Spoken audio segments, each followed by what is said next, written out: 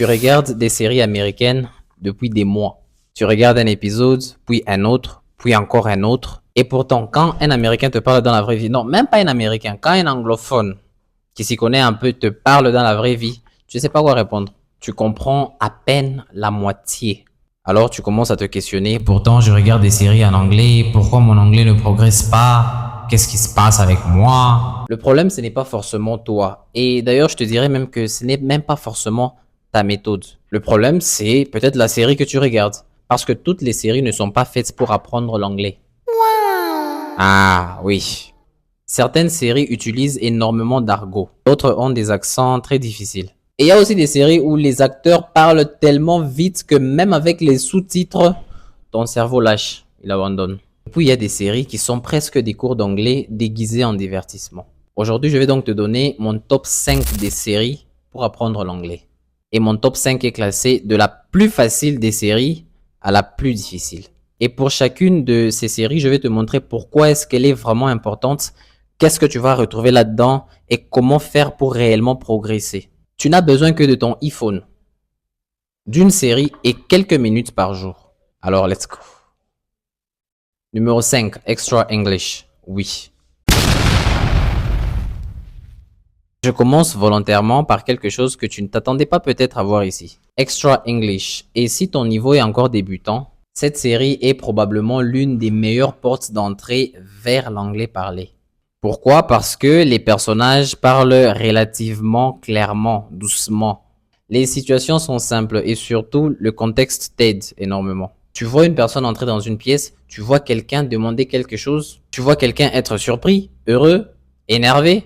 Et donc en regardant cette série, ton cerveau n'a pas vraiment besoin de commencer à traduire chaque phrase. Ton cerveau peut commencer à comprendre directement grâce à la situation. Et c'est exactement ce qu'on veut, parce que notre objectif, ce n'est pas de devenir excellent en traduction, non. Le vrai objectif, c'est de comprendre ce qui se passe sans nécessairement passer par le français. Fais cet exercice, ok? Prends une scène de 2 minutes. Regarde-la une première fois avec les sous-titres anglais. Ensuite, regarde-la une deuxième fois sans les sous-titres. Et enfin, répète quelques phrases exactement comme les personnages. Pas seulement les mots, le rythme, la prononciation, l'intonation. Par exemple, what are you doing? Ne lis pas simplement la phrase, parce que si tu lis la phrase, ça se lit what are you doing? Mais dans le parler, tu sais que c'est différent, n'est-ce pas? Yeah, you know it. You know. Ce que tu développes ici, c'est surtout ta compréhension et les réflexes de base. Numéro 4, Friends. Impossible de faire une liste des séries pour apprendre l'anglais sans parler de Friends. Je pense qu'il y a des gens qui seront d'accord avec moi dans les commentaires. Et surtout, ce n'est pas parce que la série est célèbre, non. La raison, c'est parce que la série te donne de l'anglais quotidien. Beaucoup d'ailleurs. Des conversations entre amis, des disputes, des rendez-vous, des blagues, des histoires de travail, des conversations dans les restaurants, bref, la vraie vie. Et surtout, tu vas entendre des expressions dans Friends que tu ne vas pas forcément retrouver dans des cours d'anglais. Par exemple, come on. What are you talking about? Are you kidding me? I have no idea. Tu vois, ce sont des phrases simples mais utilisées très fréquemment par les natifs.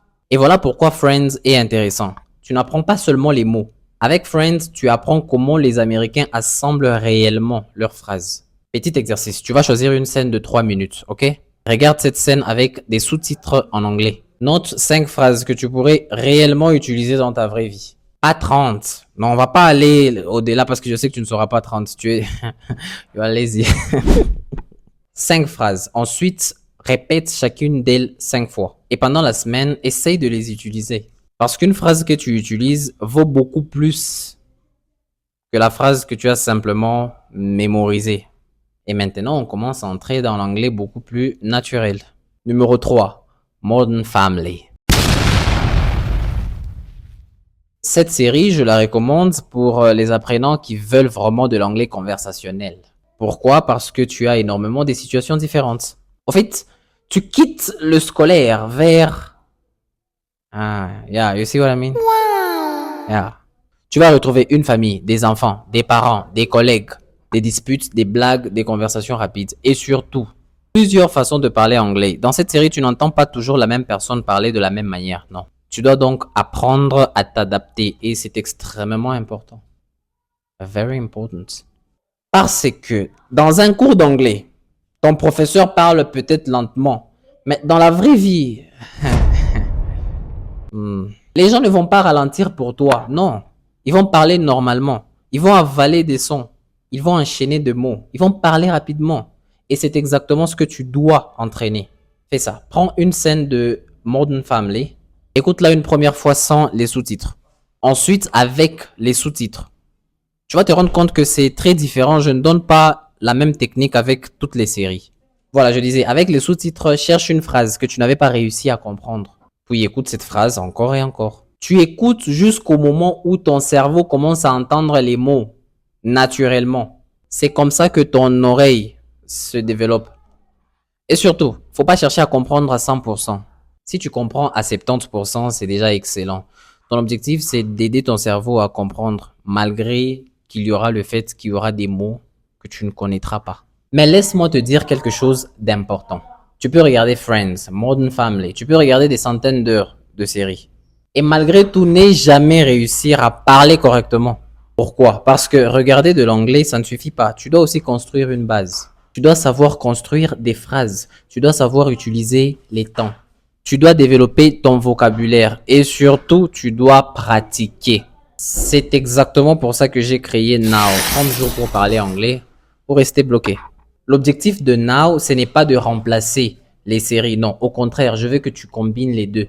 Tu construis ta base avec Now, puis tu combines cette base à l'anglais réel. Donc, tu fais habituer ton oreille.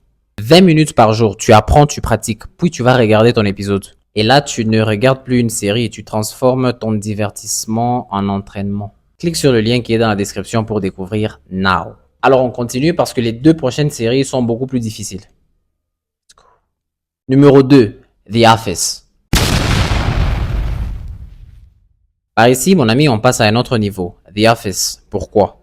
Parce que les personnages parlent comme des personnes normales et parfois beaucoup trop normalement. Je sais pas si tu vois ce que je veux dire. Beaucoup trop normalement. Beaucoup trop normalement.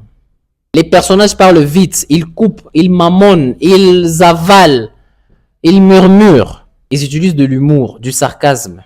Et parfois, ils commencent une phrase, puis changent complètement de direction. Bienvenue dans l'anglais réel. Et c'est justement pour ça que The Office est mieux placé pour un apprenant intermédiaire ou avancé. Tu vas apprendre quelque chose que l'anglais des cours ne t'apprend pas. C'est quoi? L'anglais des lignes. Je vais te donner un exemple. Quelqu'un peut dire dans cette série, yeah, sure. Selon le ton, ça peut vouloir dire oui, bien sûr. Mais ça peut aussi dire absolument pas. Je sais pas si vous comprenez. Et ça, mon ami, tu peux pas l'apprendre dans un dictionnaire. Tu dois l'entendre, tu dois voir. Tu dois comprendre l'intention. Alors, comme exercice, ne cherche pas à tout traduire. Essaye simplement de répondre à 3 questions. Qu'est-ce qu'il dit? Comment est-ce qu'il le dit? Et qu'est-ce qu'il veut réellement dire? Cela va énormément développer ta compréhension de l'anglais naturel. Et nous sommes prêts pour le numéro 1. Je dois être très clair, je ne le recommande pas pour les débutants. Numéro 1, Suits. Si ton objectif est d'améliorer ton anglais à un niveau avancé, cette série est une mine d'or. Pourquoi? Parce que tu vas entendre un anglais beaucoup plus professionnel. Négociation, persuasion, argumentation, réunion et tout ce qu'il y a de yon là-bas. Yeah, you'll find it. Tu vas retrouver des conflits, des entretiens et surtout des personnages qui doivent répondre toujours avec une sensibilité vraiment bizarre. Ils ne parlent pas comme dans un manuel. Ils doivent je disais, ils ne parlent pas comme dans un manuel. Ils doivent réfléchir, convaincre. Et ça, mon ami, ça te force à écouter très attentivement. Et il y a une autre raison pour laquelle j'aime cette série, Suits. Tu vas prendre le vocabulaire. Au fait, tu peux apprendre dans cette série beaucoup de vocabulaire que tu peux utiliser dans ta situation professionnelle réelle. Par exemple, let me make this clear. Here's the thing. You have a point. I'm not convinced. Ce ne sont pas simplement des mots, ce sont des blocs de langage. C'est exactement ce que tu dois apprendre si tu veux parler anglais naturellement. Voici ton exercice pour cette série. Choisis une scène de négociation. Regarde-la une première fois, puis une deuxième fois avec les sous-titres en anglais. Choisis 3 phrases, écris-les et répète-les jusqu'à ce que tu seras à mesure de les répéter sans réfléchir. Ensuite, essaye de les adapter à ta propre vie. Par exemple, hey, let me make this clear. Si tu es débutant, extra English. Si tu veux développer ton quotidien, parler naturellement des choses, casual things de la journée. Friends, si tu veux améliorer ta compréhension naturelle. Modern Family, si tu veux t'habituer à l'anglais rapide et au sarcasme. The Office, si tu veux pousser ton anglais vers le niveau professionnel. Et il y a aussi, finalement, Suits. Mais rappelle-toi une chose, faut pas regarder une série comme un spectateur. Regarde la série comme un apprenant. Une scène, une phrase, une répétition. Après répétition, c'est l'utilisation. Puis tu recommences encore. Parce que regarder 100 épisodes sans pratiquer, ça peut te divertir, bien sûr. Mais regarder 10 scènes correctement travaillées peut littéralement changer ton anglais. Et si tu veux construire réellement ton anglais, tu associes la base de Now. Le lien est dans la description. Moi, je vous dis, likez cette vidéo et abonnez-vous. Be the one.